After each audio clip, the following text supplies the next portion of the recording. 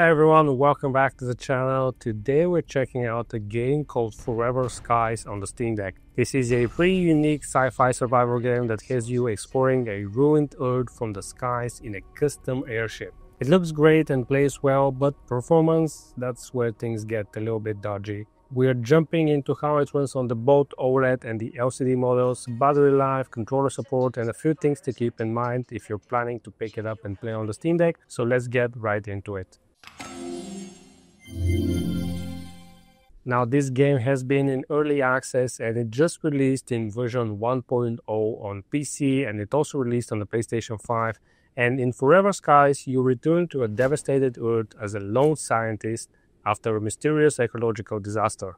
Civilization is long gone and now it's just you, your airship, and a planet filled with dangers both above and below the toxic clouds. You scavenge old ruins, a radio floating base, manage resources, and even dive beneath the clouds into more dangerous zones.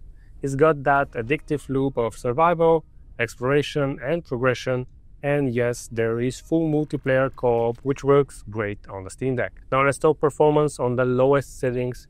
Forever Skies hovers around 40 FPS, but you can expect frequent stutters, especially during fast movement or asset loading, or if you're looking into the distance, it will drop sometimes to even below 15 FPS.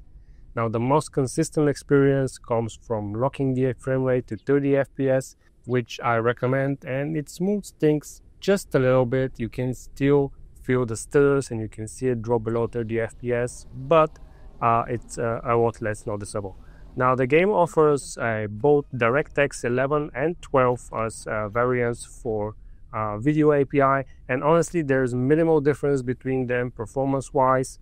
I also experimented with FSR, which this game does have available, but I would stick with balanced at minimum. So going below that, like performance or ultra performance, makes the visuals way too blurry and loses a lot of the game's detail and atmosphere.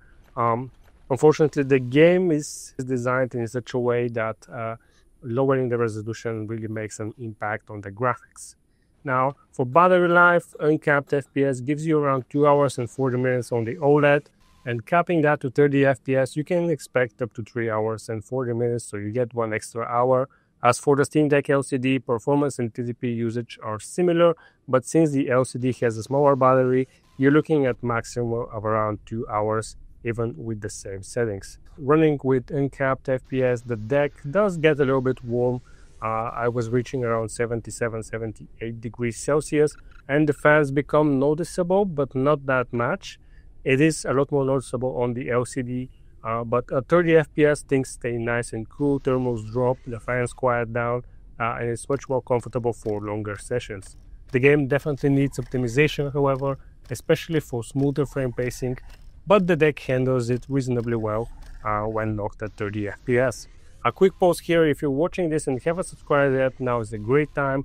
Only 3.8% of people watching are actually subscribed, and right now more people have built working airships in Forever Skies than are subscribed to this channel. So if you want to help tilt the stats in my favor and see more Steam Deck coverage, hit that subscribe button, it helps a ton. Now the game has full controller support, and the mapping is pretty intuitive once you get the hang of it. Every core function from inventory to crafting and piloting the ship is accessible without needing trackpads or touch controls. That said, the UI can feel a bit clunky, especially in menus, and some of the text is pretty small. It's still legible, but you'll be leaning in a bit more than usual on the deck screen to read that. So should you play Forever Skies on the Steam Deck? I'd say yes, if you're okay with some compromises. The game can definitely look and feel a lot better on a more powerful machine, but the atmosphere is great, the gameplay loop is satisfying, and co-op works without a hitch. Just make sure to cap your FPS at 30 and lower your expectations. Set FSR to balanced, be ready for a few rough moments, but other than that, it's playable, immersive, and a pretty cool experience in handheld form. It just needs a bit more polish to shine. That's it for this one. If you found it helpful, give it a thumbs up and subscribe for more Steam Deck content. Drop a comment if there's a game you'd like me to test next, and I'll see you in the next video. Thanks for watching.